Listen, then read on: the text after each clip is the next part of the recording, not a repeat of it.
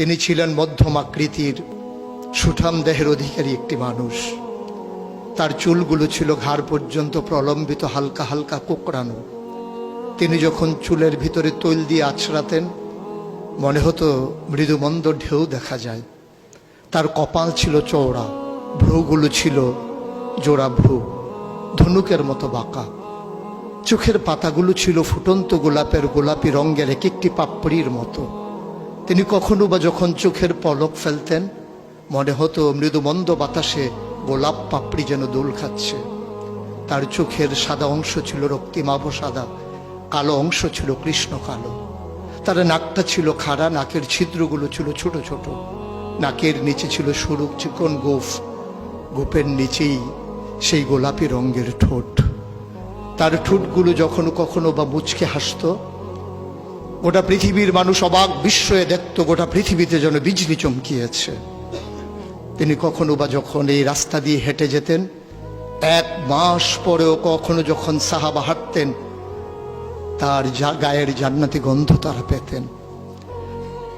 মায়েরা উম্মাহাতুল মুমিনিন যারা, তারা নবীর যখন কখনো এই ঘামে ভেজা শরীর নিয়ে ঘরে ঢুকতেন, কপালের ভিতরে মুক্তোর দানার মতো ঘামগুলো যখন জমে থাকতো, মায়েরা ছোট্ট শিশি খুঁজে সেই ঘামগুলো শিশিতে ভরে জমা রেখে দিতেন, কখনো বা ঈদে কোনো অনুষ্ঠানে যেন আতর হিসেবে ব্যবহার করতে পারেন। এই সুরত ধারণ করা কোনো মানুষের সাধ্যর বাইরে। কখনোই কোনো মানুষ এই সুরত ধারণ করতে পারবে না চেষ্টা করলেই। কিন্তু তার সিরত যেটা অনুকরণীয়, অনুপম আদর্শ, তিনি এসেছিলেন এই জন্যে ওয়ামা আরসালনাকা ইল্লা রাহমাতাল লিল আলামিন। তিনি ছিলেন রহমত গোটা ধরনীর জন্যে।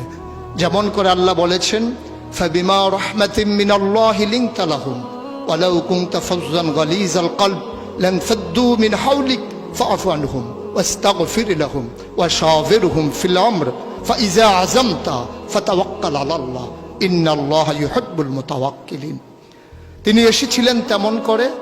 কেন তাকে পাঠানো হয়েছিল? আল্লাহ নিজেই বলেছেন, লাকাদ কানা লাকুম ফি রাসূলিল্লাহি উসওয়াতুন হাসানা। তিনি ছিলেন মডেল, তিনি ছিলেন আইডল, তিনি ছিলেন আইকন, তিনি ছিলেন অনুপম আদর্শ, তিনি ছিলেন উসওয়াতুন হাসানা। তিনি গোটা মানব জাতির জন্য সকাল থেকে সন্ধ্যা, রান্নাঘর থেকে সংসদ ভবন, তার জীবনের ব্যক্তি জীবন, পারিবারিক জীবন, সমাজ জীবন, রাষ্ট্রীয় জীবন, অর্থনৈতিক জীবন, ইন্টারন্যাশনাল রিলেশন, সকল ক্ষেত্রে তিনি ছিলেন আদর্শ, তিনি ছিলেন মডেল, তিনি ছিলেন আইকন। ১বিংশ শতাব্দীর সূচনা লগ্নে দাঁড়িয়ে গোটা পৃথিবী যখন ঝঞ্ঝা বিক্ষুব্ধ, গোটা পৃথিবীর মানবতা যখন আজকে ভুলণ্ঠিত, আজকে শুধু মুসলিম নয়, গোটা মানুষ যখন আজকে অপর মানুষের ভোটের নিচে পৃষ্ঠ হচ্ছে তার জীবন, মানুষগুলো যখন আজকে রক্তে রঞ্জিত হচ্ছে তার গোটা দেহ, সেই ফিলিস্তিনের দুধু মরুভূমি আজকে যখন আমার কিশোর ভাইয়ের রক্তে রঞ্জিত, সেই ঝিলাম নদীর পানি আজকে যখন স্বচ্ছ স্ফটিকের মতো আর নেই, কাশ্মীরের ভাইয়ের রক্তে যখন রঞ্জিত, পার্শ্ববর্তী আরাকানের মুসলমানেরা আজকে উখিয়ার সেই টেকনাফের তাঁবুর নিচে তারা যখন মানবেতর জীবনযাপন করছে, আজকে বারবার মনে পড়ে সেই নবীজির কথা।